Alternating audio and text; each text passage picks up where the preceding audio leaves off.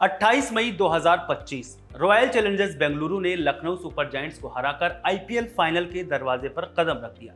ये जीत कई मायनों में ऐतिहासिक रही, क्योंकि आरसीबी ने न केवल आईपीएल इतिहास का तीसरा सबसे बड़ा लक्ष्य चेस किया, बल्कि अपनी फ्रेंचाइजी के इतिहास में भी सबसे बड़ा टोटल चेस किया।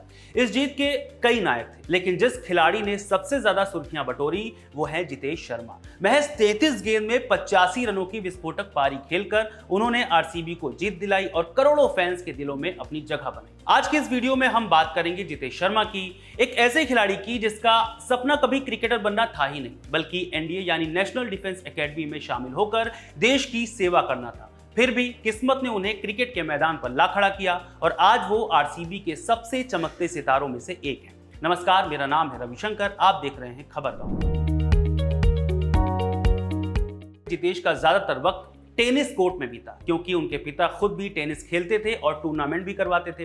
यानी जितेश को भी टेनिस पसंद आना ही था, मगर जितेश को फुटबॉल, स्केटिंग और जिम्नास्टिक का भी शौक था। जितेश बताते हैं कि उन्होंने कंचे और गिल्ली डंडा भी खूब खेला, मगर कभी भी क्रिकेट को गंभीरता से लिया ही नहीं, क्योंकि उनका सपना क्रिकेटर बनने का तो कभी रहा ही नहीं था, बल्कि भारतीय वायुसेना में शामिल होने का था, जिसका कारण था साल 2003 में रिलीज हुई फिल्म एलओसी कारगिल, जिसके गाने जितेश आज भी गुनगुनाते हैं। इस बारे में जब जितेश ने अपने पिता से बात की तो पता चला कि एनडीए की परीक्षा पास करनी पड़ती है, इसलिए 10वीं और 12वीं में चाहिए अच्छे नंबर। एक दिन जितेश स्कूल में फुटबॉल खेल रहे थे, तभी उनके दोस्त ने बताया कि स्कूल की क्रिकेट टीम का सिलेक्शन चल रहा है, अगर हम उसमें शामिल हो जाते हैं और स्टेट लेवल के लिए खेलते हैं तो हमें स्पोर्ट्स कोटे से 4% यानी 25 नंबर यूं ही मिल जाएंगे।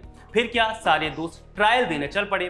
ट्रायल के दौरान जब नाम लिखे जा रहे तो बैटिंग और बॉलिंग के कॉलम भरे पड़े थे, मगर विकेट कीपिंग के लिए सिर्फ 2 नाम थे। यहीं पर जितेश ने लगाया दिमाग और वहीं अपना नाम लिखवा दिया। माने अब कीपिंग के लिए ट्रायल देने वाले थे सिर्फ 3 लोग। जितेश कहते हैं, मैंने सोचा कि अगर मैं विकेट कीपर बन गया तो सिलेक्शन की संभावना ज्यादा होगी। जब ट्रायल हुआ तो जितेश ने बाकी 2 से बेहतर गेंदें पकड़ी और उनका सिलेक्शन हो गया। यहीं से उनकी विकेट कीपिंग की यात्रा शुरू हुई और क्रिकेट की भी। इस वक्त जितेश 10वीं क्लास में थे। जितेश ने स्कूल की टीम के लिए खेलना शुरू किया और जल्द ही अपनी प्रतिभा दिखाई। 10वीं क्लास के बाद उन्होंने 12वीं में भी एक्स्ट्रा मार्क्स के लिए क्रिकेट खेला। धीरे धीरे क्रिकेट उनके जीवन का हिस्सा बन गया। उन्होंने विदर्भ क्रिकेट एसोसिएशन के लिए अंडर 16 और फिर अंडर 19 स्तर पर खेल शुरू किया। उनके कोच किरण पवार ने उनकी प्रतिभा को पहचाना और उन्हें आगे खेलने के लिए प्रोत्साहित किया।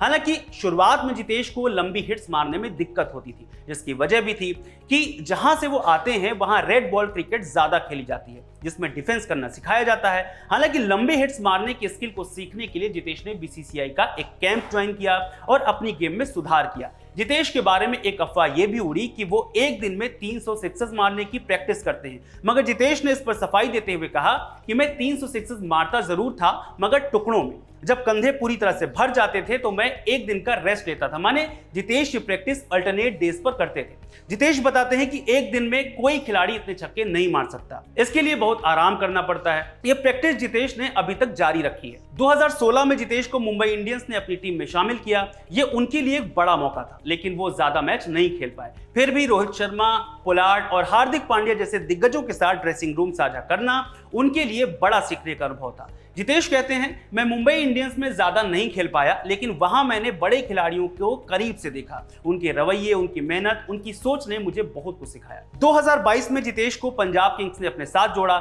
यहीं से उनकी असली पहचान बनी। मिडिल ऑर्डर में उनकी विस्फोटक बल्लेबाजी और फिनिशर की भूमिका ने उन्हें सुर्खियों में ला दिया। पंजाब किंग्स के लिए खेलते हुए जितेश ने कई यादगार पारियां खेली, जिनमें तेज गेंदबाजों और स्पिनरों के खिलाफ उनकी बेखौफ बल्लेबाजी शामिल थी। उनकी इस प्रतिभा ने उन्हें भारतीय टीम के दरवाजे तक पहुंचाया। 2023 में जितेश को भारतीय T20 क्रिकेट में शामिल किया गया। ये उनके लिए एक भावुक पल था। वो बताते हैं, मैं रनिंग कर रहा था, तभी एक इंडियन सिलेक्टर की ओर से फोन आया। बस इतना कहा गया कि शाम तक आपको एक कॉल आएगा जिसमें आपको बताया जाएगा कि कब और कहां जाना है। अगले दिन प्रैक्टिस के लिए पहुंचे जितेश की खुशी का ठिकाना नहीं था। वो कहते हैं, भारतीय जर्सी पहनकर सूर्य कुमार यादव, हार्दिक पांड्या और राहुल द्रविड़ जैसे लोगों को देखना मेरे लिए एक सपने जैसा था। मेरे हाथ पांव ठंडे पड़ चुके थे। भारतीय टीम में जितेश ने अपनी छाप छोड़ी। उनकी तेज तर्रार बल्लेबाजी और विकेट के पीछे की फुर्ती ने कोच और कप्तान को प्रभावित किया। हालांकि वो नियमित रूप से प्लेइंग 11 में जगह नहीं बना पाए, लेकिन उनकी मेहनत और जुनून ने उन्हें एक और मजबूत दावेदार बनाया। 2025 में जितेश शर्मा को आरसीबी ने 11 करोड़ रुपए में खरीदा। यह उनके लिए एक नया अध्याय था। ऑक्शन के दौरान जितेश अपने बचपन के दोस्तों के साथ अपने कमरे में बैठे थे। सैयद मुश्ताक अली ट्रॉफी चल रही थी, तब की बात है। वो बताते हैं, मेरे दोस्तों को लग रहा था कि मैं 5-6 करोड़ में बिकूंगा, लेकिन जब 11 करोड़ की बोली लगी तो सब हैरान रह गए। मेरे पिताजी ने कहा, संभल कर रहना, पैसा बहुत कुछ बिगाड़ देता है। जितेश ने मजाक में कहा, मैंने तो प्लॉट्स की बुकिंग भी शुरू कर दी थी। आरसीबी की जर्सी पहनने का अनुभव जितेश के लिए खास था। वो कहते हैं, जब मैंने पहली बार आरसीबी की जर्सी पहनी तो एक जिम्मेदारी महसूस हुई। ये फ्रेंचाइजी सिर्फ एक टीम नहीं, एक भावना है। सैयद मुश्ताक अली ट्रॉफी में जब लोग जितेश जितेश चिल्ला रहे थे, तब उन्हें एहसास हुआ कि आरसीबी के फैंस कितने जोशीले हैं। ये बात जितेश ने की। 28 मई 2025 को लखनऊ के खिलाफ उनकी 33 गेंदों में 85 रनों की पारी ने आरसीबी को ऐतिहासिक जीत दिलाई। इस पारी में उन्होंने तेज गेंदबाजों और स्पिनरों को बखूबी खेला और अपनी फिनिशिंग स्किल्स का परिचय दिया। लखनऊ के खिलाफ पारी में जितेश शर्मा की आईपीएल की पहली हाफ सेंचुरी थी। इससे पहले एक बार जितेश ने कहा था, मैं 50 या 100 बनाकर बैट उठाना चाहता था, लेकिन एक फिनिशर के लिए 20 गेंदों में 40 रन बनाना ही 50 के बराबर है। मुझे खुशी तब मिलती है जब टीम जीतती। यहीं पर हम जितेश शर्मा के आंकड़ों पर एक नजर डाल लेते हैं।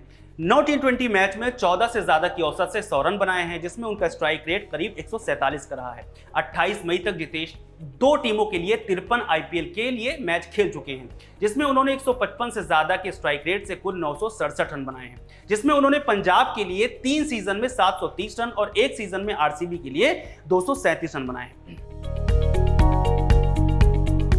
जितेश शर्मा महेंद्र सिंह धोनी, रोहित शर्मा और दिनेश कार्तिक को अपना प्रेरणा स्रोत मानते हैं। धोनी के लिए उनकी छोटी छोटी मुलाकातें उनके लिए यादगार हैं। वो बताते हैं, पहली बार धोनी से मिला तो मैंने अंबाती रायडू से कहा कि मेरी एक फोटो उनके साथ खींच दो, लेकिन वो फोटो मुझे कभी नहीं मिली। दिनेश कार्तिक के साथ उनकी खास दोस्ती है। 2022-23 में आईपीएल के दौरान कार्तिक ने जितेश को छोटी छोटी तकनीकी बातें समझाई, जो उनके खेल में सुधार लाने में मददगार रही। जितेश कहते हैं, दिनेश भाई दिल से बात करते हैं, उनकी सलाह ने मुझे आत्मविश्वास दिया। कार्तिक और मेरी बॉन्डिंग इतनी अच्छी है कि अगर वो कहें कि आंखें बंद करके 160 डिग्री पर स्वीप मारो तो मैं बगैर सोचे मार दूंगा। जब बात विराट कोहली की आती है तो जितेश की बात सुनकर किसी भी आरसीबी फैन का मन भर जाएगा। जितेश कहते हैं कि विराट का एनर्जी लेवल देखकर मैं दंग रह जाता हूं। मैं चाहता हूं कि 2025 का आईपीएल उनके लिए खेलूं और जीतूं। 2024 में जितेश की शादी हुई और जब उनसे पूछा गया कि पति बनना ज्यादा अच्छा है या करोड़पति, तो उन्होंने हंसते हुए कहा कि पति बनना, क्योंकि ये जिंदगी में एक ही बार होता है। जितेश को नेटफ्लिक्स पर जॉन विक, अनब्रोकन और पताल लोक जैसी फिल्में देखना पसंद है।